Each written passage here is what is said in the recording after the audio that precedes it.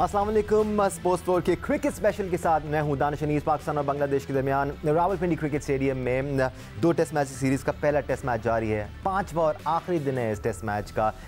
Test match के पहले दो दिन ऐसा लग रहा था कि पाकिस्तान की गिरफ्त मजबूत है इस टेस्ट मैच पे, लेकिन उसके बाद जब बांग्लादेश की बैटिंग का आगाज़ हुआ तो सबको ये अंदाज़ा होना शुरू हुआ कि ये पिच वाकई में कितनी अच्छी है बैट्समैन के लिए। सब ने इस पिच को, एटलीस्ट बांग्लादेशी कंटिंजेंट ने तो इस पिच को अच्छी तरह रीड किया, बिकॉज वो 2 स्पिनर्स खिला रहे थे अपनी टीम में, एक पार्ट टाइम स्पिनर भी उनके पास था और उनके स्पिनर्स ने शानदार कारकर्दगी दिखाई है। तकरीबन 6 विकेटें स्पिनर्स ने हासिल की हैं इस टेस्ट मैच में और इस वक्त भी बांग्लादेशी स्पिनर्स जिस तरह तंग करते आ रहे हैं पाकिस्तानी बल्लेबाजों को, वो सबके सामने है। पाकिस्तान के अब 8 खिलाड़ी पवेलियन वापस लौट चुके हैं और मोहम्मद रिजवान इस वक्त क्रीज पर मौजूद हैं। पाकिस्तान अभी तक 2 रन्स की, अब शायद 3 रन की लीड हासिल कर ली है। अब रिजवान के साथ खुरम शहजाद क्रीज पर मौजूद हैं। एक बार फिर पाकिस्तान के लिए मसाइल वही थे जो पिछले 2 से 3 सालों से नज़र आ रहे हैं। पाकिस्तानी बॉलिंग लाइनअप मुतासर नहीं कर पा रही है। 9 मैचेस में पाकिस्तानी बॉलिंग लाइनअप ने सिर्फ 41 विकेटें हासिल की हैं। ये इन कंपैरिजन तमाम टीमों से सबसे लोएस्ट फिगर्स हैं। इसके बावजूद जब Pakistani assistant coach Azhar Mahmood press conference करते हैं तो वो ये कहते हैं कि हमने इस पिच को मिसरीड नहीं किया, बस गलती हो गई, इसी को मिसरीड करना कहते हैं। एक्सपेरिमेंट के लिए आज हमारे साथ मौजूद हैं टेस्ट क्रिकेटर सिकंदर बख्श, साथ साथ टेस्ट क्रिकेटर अहमद शहजाद हमारे साथ मौजूद हैं, senior sports journalist Abdul Majid Bhatti हमारे साथ मौजूद हैं और senior sports journalist programme score के एंकर पर्सन सैयद याया हुसैनी में भी ज्वाइन किया हुआ है। सिकू भाई, बहुत सारी चीज़ें हैं जिन पर हम बात करते आए हैं। अगेन इसमें से कोई भी मसला सर नया नहीं है, ये मसाइल चलते आ रहे हैं। हम पहले बॉलर से बात कर लेते हैं, बैट्समैन पे तो आएंगे हम अभी थोड़ी देर में। बॉलर की बात करें, देखो मैं सिर्फ पहले तो ये बात बोलूँ कि जो इस वक्त जो क्रिकेट या बैटिंग की गई है पाकिस्तान की तरफ से, उससे एक बात साफ ज़ाहिर हो रही है कि इनमें वो टेम्परामेंट ही नहीं है 4 रोज़ा क्रिकेट खेलने का। इनको शायद पता ही नहीं है। मैंने पहले भी बताया था, मैं दोबारा बताता हूँ कि पिछला जो कायद-ए-आज़म ट्रॉफी का सीज़न गया है, हमारे इनमें से किसी लड़के ने नहीं खेला। साइम अयूब ने खेला, अब्बास अफरीदी ने खेला, इरफान नियाजी ने खेला, इब्रार ने 1 मैच खेला या 2 मैच।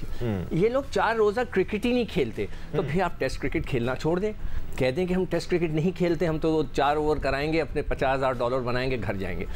ये पहले तो मैं जब मोहसिन नकवी साहब को, सर मैंने आपको राइटिंग में देकर गया था कि इनका 4 रोज़ा मैच कराएं, आप अभी तक नहीं करा रहे। ये आप इंग्लैंड के खिलाफ भी इसके बाद खेलने जा रहे हैं। नहीं, ये जो 4 रोज़ा क्रिकेट नहीं खेली है पाकिस्तानी टीम के ज़्यादातर प्लेयर्स ने, इसमें जो टेम्परामेंट की कमी है अहमद शहजाद वो हमें नज़र आ रही है। जिस तरह अब्दुल्ला शफीक अपनी विकेट थ्रो करके गए हैं, जिस तरह सऊद शकील जो इन फॉर्म है, इतने रन्स उन्होंने लगाए हुए हैं, अभी रिकॉर्ड बराबर किया है उन्होंने 65 साल पुराना। ये तो बेसिक है क्रिकेट का, ख़ासतौर पर टेस्ट क्रिकेट का, कि अगर आपने क्रीज पर रुकना है तो फिर आपने वो टेम्परामेंट दिखाना है। Thank you Danish. देखिए ऑब्वियसली यही बात है, 4 रोज क्रिकेट अभी टाइम आएगा तो वो भी शायद हो जाएगी, बट ये कोई एक्सक्यूज नहीं है पाकिस्तान की ये परफॉर्मेंस का। पाकिस्तान की परफॉर्मेंसेज हम सबके सामने हैं और ये कितने अरसे से इसी तरह स्टार्ट है। यही चीजें दानिश हम लोग वर्ल्ड कप के अंदर भी डिस्कस करते रहे हैं। उसके बाद हमने बोला था कि आपने अगर टाइमली डिसीजंस नहीं लिए और अगर लोगों से झूठ बोला तो इसी तरह की परफॉर्मेंस आएगी, लेकिन हमें ये नहीं पता था कि ये हालात भी आ जाएंगे कि आप बांग्लादेश से भी इस पोजीशन में होंगे कि बांग्लादेश किसी भी टाइम आपसे आपके होम सॉइल पे जीत जाएगा। अब क्या ही बात करें किस किस चीजों की, टॉस से लेके टीम सिलेक्शन से लेके, उसके बाद जो शॉट्स आपने मारी हैं, उसके बाद जो बॉलर्स आपके T20 वाली बॉलिंग कर रहे हैं, कोई जिस तरह प्लान नहीं है, वो घायल होता है। हम अपने पास में देखते आए हैं जब पिच से इतना कुछ परचेज नहीं हो रहा, इन दी एयर जो है आप जो डिफीट करते हैं बैट्समैन को, आप 5 बॉल 10 बॉल बाहर निकालते हैं, उसके बाद पक्का करके अंदर लेके आते हैं। आप आप वाइड ऑफ द क्रीज जाते हैं, आप बाउंसर्स पे प्लान करते हैं। कोई लीडरशिप के साथ जब कुछ अंदर नहीं हो रहा होता, अपनी लीडरशिप के साथ आप डिफरेंस लेके आते हैं। हमें कोई भी ऐसी चीज नहीं लगी है, हमने कोई फील्ड प्लेसमेंट ऐसी नहीं देखी, हमने कोई प्लान ऐसा नहीं देखा है। और उसके बाद जब 550 स्कोर आपने उनसे करा लिया है, आपके फिर बैटिंग के वही हालात हैं। यही हम बात करते रहे हैं। बाबर आजम हम ज्यादा बात उनके बारे में इसलिए करते हैं क्योंकि ऑलमोस्ट वही आपके सीनियर प्लेयर है और जिस तरह 50 टेस्ट मैच उनके होने वाले हैं, और अगर आप उनके 50 टेस्ट मैच देखेंगे जो उसमें 8 सेंचुरी और वो भी कुछ हद अपने होम सॉइल पे और थोड़ी छोटी टीम के खिलाफ है। तो ये कोई इतने आउटस्टैंडिंग स्टैट्स नहीं है। उसके बाद आखिरी 14 इनिंगों में अगर आप उनके देखेंगे तो उनका एक भी 50 नहीं है। और ये लम्हाए फिक्री है। मुझे नहीं याद पड़ता कि हमारे दौर में 14 इनिंगों में जब किसी से स्कोर नहीं होते थे उसको 15वीं इनिंग मिलती थी कि नहीं मिलती थी। आजकल ये लोग बोलते हैं कि फेलियर के चक्कर में, प्लेयर्स को सिक्योरिटी देने के चक्कर में क्या 50 इनिंगों दे देंगे, ऐसा नहीं होता है। फिर ये आपके मिडल में खेल रहे हैं बाबर आजम, और मिडल में टेस्ट क्रिकेट में आपको उस तरह के प्लेयर डेवलप करने हैं जो आपकी वाइट बॉल में भी मिडल में जाके परफॉर्मेंस कर रहे हैं और टीम में सिलेक्ट हों। अगर आपने किसी नए लड़कों को अब चांस नहीं देना और इन्हीं के साथ जाना है, और 14 के बाद 15वीं इनिंग इनकी होगी, शान की 28 की एवरेज है, बाबर आजम 14 इनिंग हो गए नीचे लगे हुए हैं, तो आपके जो मेन प्लेयर्स हैं वो इस तरह की परफॉर्मेंसेज दे रहे हैं। बट वी एक्सपेक्ट आपने जब डिसीजन लेने से दानिश आप डिसीजन नहीं लेके क्योंकि आपने फिर वही किया कि टाइम बाय कर ले, बांग्लादेश की सीरीज आ रही है, हम ये जीत जाएंगे तो अवाम का गुस्सा ठंडा हो जाएगा, हमें मिल जाएगा।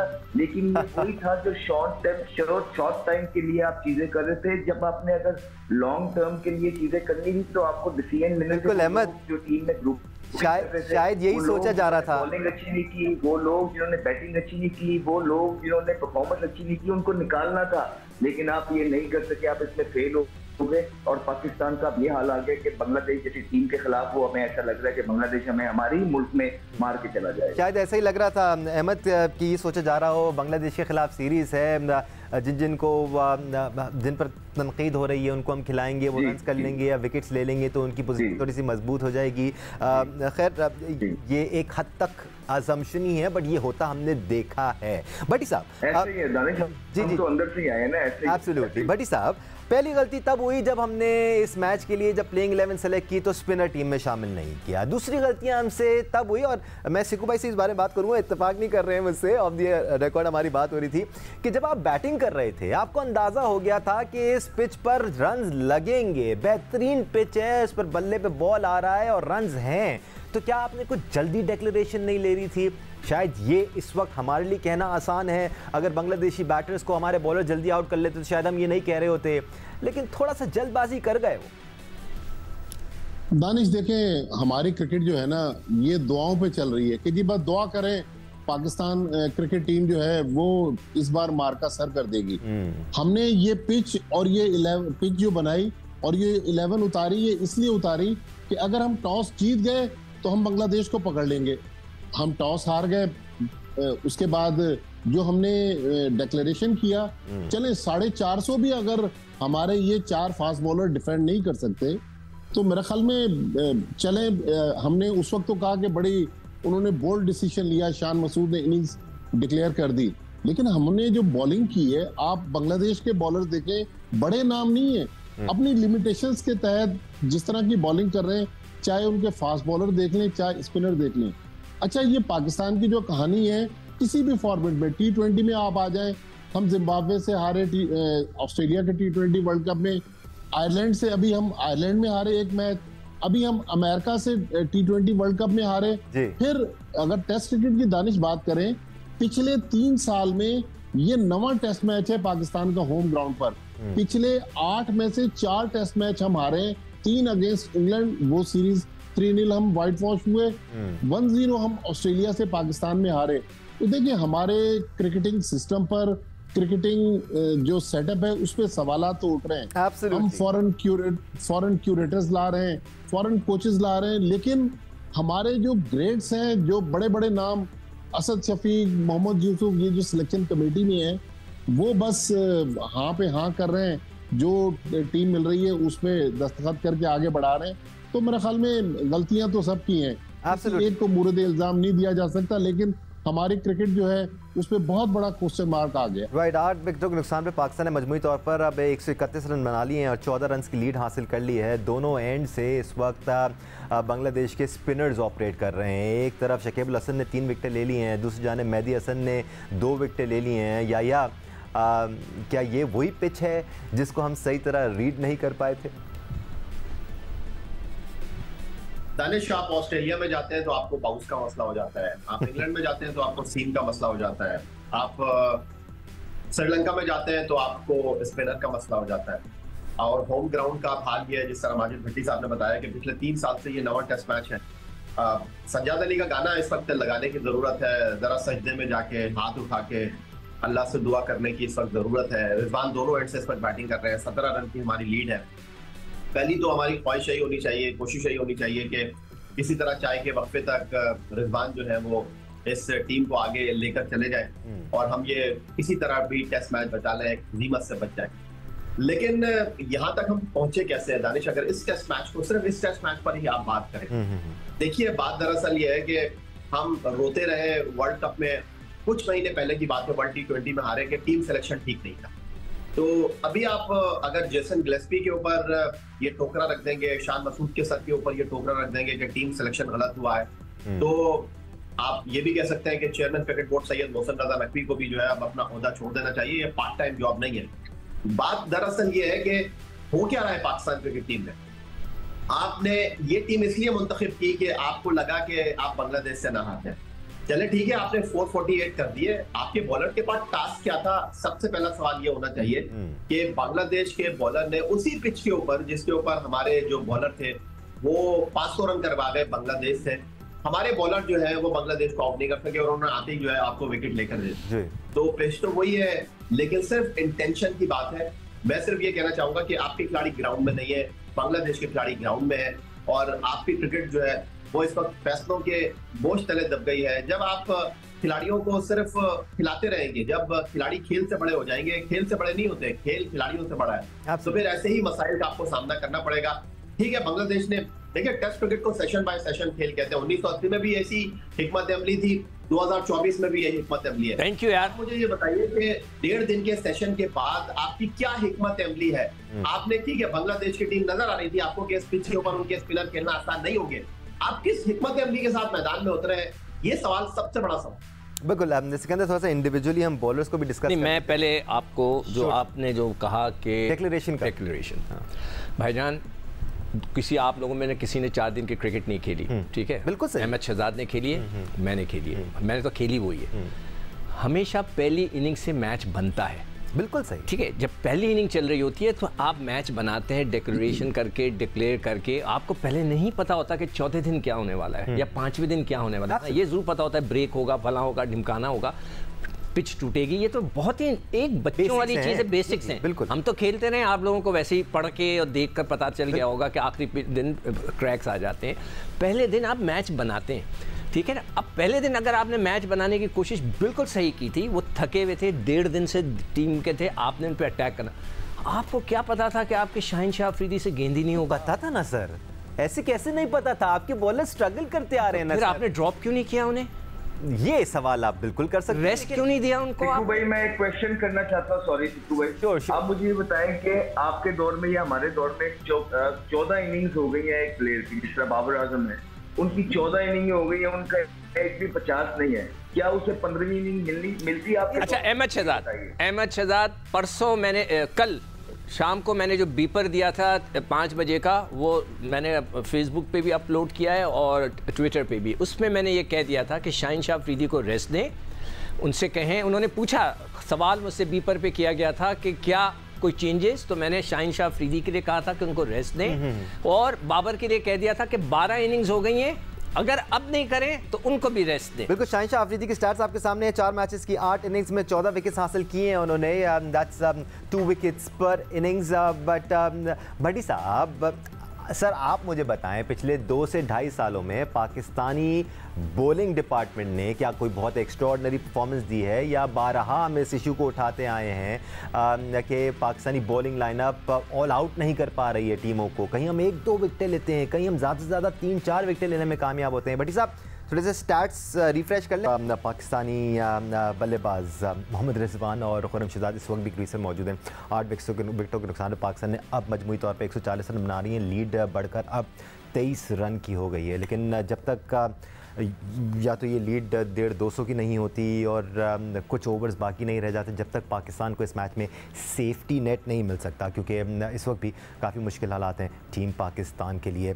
याद रहे अभी भी काफ़ी टाइम बाकी है इस टेस्ट मैच में, but we are looking back के मसाइल क्या हैं, प्रॉब्लम्स कहाँ से सामने आए। अहमद, हम बॉलिंग की बात कर रहे थे, हमने जनरली बात की कि पाकिस्तानी बॉलर्स पिछले 2-3 साल में स्ट्रगल करते आ रहे हैं।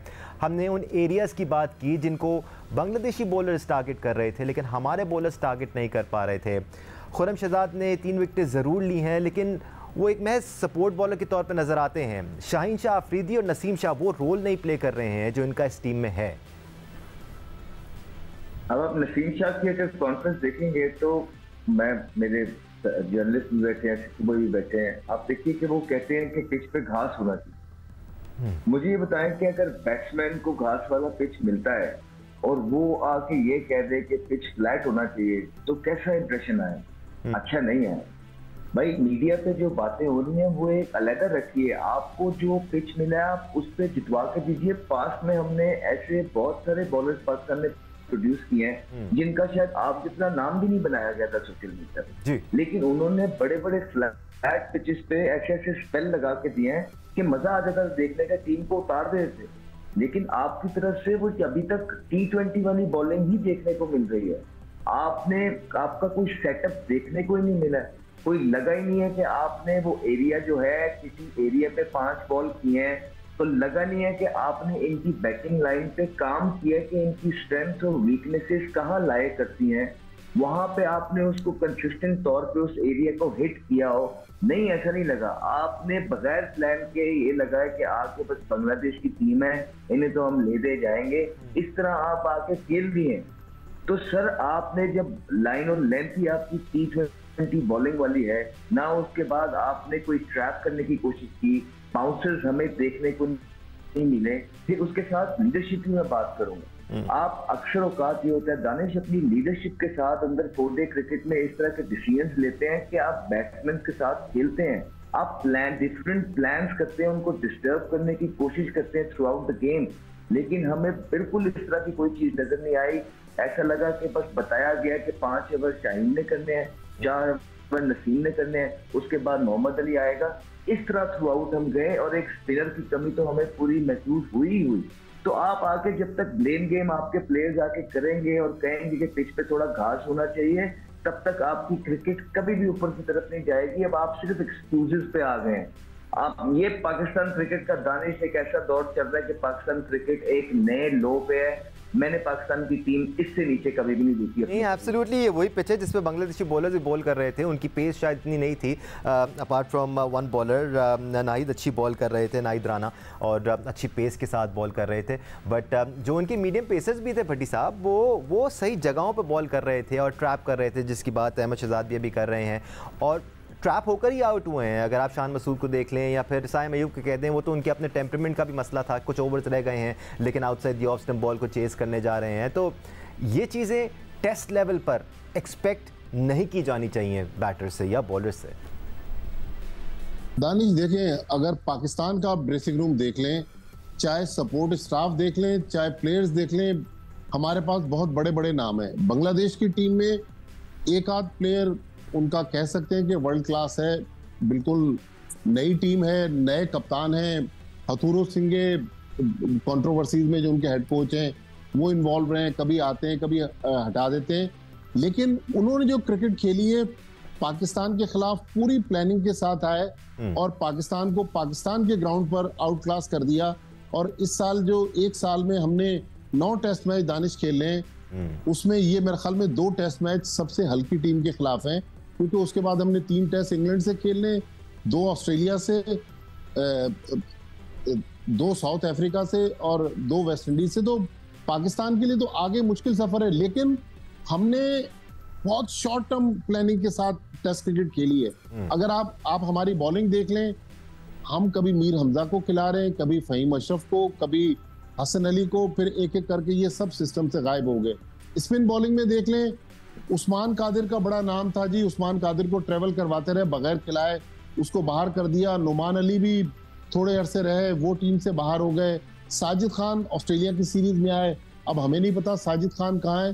तो हमें एक प्रॉपर प्लानिंग के साथ अपनी टेस्ट टीम को बिल्ड करना होगा। दोस्तियां यारियां पसंद नापसंद पर अगर टीमें बनेंगी, अब देख रहे ना, हमने इसी टेस्ट मैच के स्टार्ट में जो प्रोग्राम किया था, मैंने और सिक्कू भाई ने एक बात की थी वो की थी हुरैरा की। मोहम्मद हुरैरा इस वक्त फॉर्म में है, ठीक है साइम अयूब ने 50 कर दिए, तो भाई आप हुरैरा को खिला देना। बिल्कुल। अब लेकिन नहीं, टेस्ट के लिए बड़ी साहब, टेस्ट के लिए सिर्फ टैलेंट नहीं देखा जाता, टेम्परामेंट भी देखा जाता है, आपकी परफॉर्मेंसेस भी देखी जाती हैं, ये भी देखा जाता है कि क्या 4 डे क्रिकेट आपने खेली है तो उसमें कितने बड़े बड़े रन लगाए हैं। ठीक है, साइम ने भी लगाए, लेकिन जिस तसलसल से मोहम्मद हुरैरा बड़े बड़े रन लगाते आ रहे हैं वो हम सब के सामने, इसी वजह से सिकू भाई भी, अहमद भी और इवन याया हुसैनी भी उनका केस लड़ते हुए नजर आ रहे थे। इस वक्त सिचुएशन ये है कि पाकिस्तानी टीम स्ट्रगल कर रही है। मोहम्मद रिजवान क्रीज पर मौजूद हैं, खुर्रम शहजाद क्रीज पर मौजूद हैं। पाकिस्तान अपनी लीड बढ़ाने की कोशिश कर रहा है, लेकिन क्या मोहम्मद रिजवान और ये जो आखिरी टेल एंडर्स बाकी रह गए, ये पाकिस्तान को एक मुनासिब टोटल की तरफ लेके जा सकते हैं कि हम ड्रॉ करने की पोजीशन में आएँ, या फिर यहाँ पर अगर विकेट गिरती है तो पाकिस्तान के लिए बहुत मुश्किल हो जाएगा इस मैच को बचाना। स्पोर्ट्स फ्लोर से इस वक्त के लिए इतना ही। मैच चल रहा है, हम मैच के बाद एक बार फिर हाजिर होंगे और पाकिस्तान के लिए जो शिकस्त की वजूहात बनी उन पर बात करेंगे। हमारे साथ रहिए।